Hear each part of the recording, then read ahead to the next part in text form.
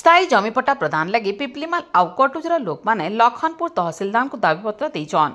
पीढ़ी पीढ़ी धरिकरी पिपलीमाल आउ कटुजर लोक माने रही आसुथबार जमी थी फाइन प्रदान करी जमी छाड़वार लगी नोटिस जारी करा जायछे। तेबे सेही जमीर स्थायी जमीपट्टा प्रदान लगी पिपलीमाल आउ कटुजर लोक माने लखनपुर तहसिलदार को दाबीपत्र देछन।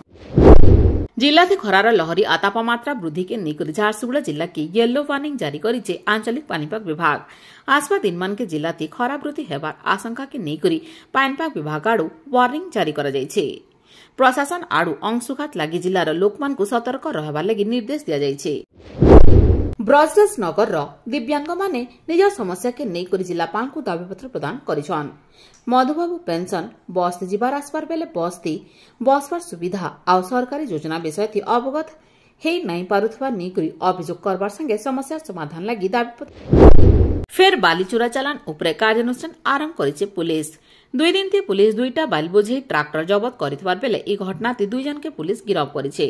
बड़माल पुलिस रो चेकिंग बेले बेहरापाली आड़ू झारसुगुड़ा आड़े आसुथबार बाली बोझेई ट्राक्टर धरा पड़िथिला। आकुलाबिरा थाना कुलिहामाल छक ने पुलिस आड़ू जांच बेले मालिडीही आड़ू बाली बोझेई हेतुआ ट्राक्टर पुलिस अटक रखिछे।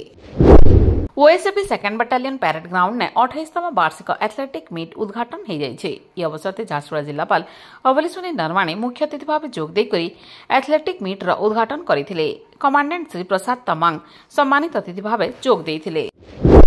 सदर थाना सिरिया बगीचा ने क्रिकेट खेल के नेकरी पिलामानकर भितर झगड़ा होता। ए घटना के केन्द्र करी प्रिंस कुमार सिंह के किछि नाबालक आउ युवक माने आक्रमण करबार संगे छुरामार करथिले। ए घटना ते प्रिंस गुरुतर भाव आहत होइतबार बेले तांको उद्धार करा जाय जिला सदर मेडिकल ते भर्ती करा जायतिला। अभियोग हेबार परे सदर थाना पुलिस मामला रुजु करी तदंत आरंभ करितबार सूचना रहिछे।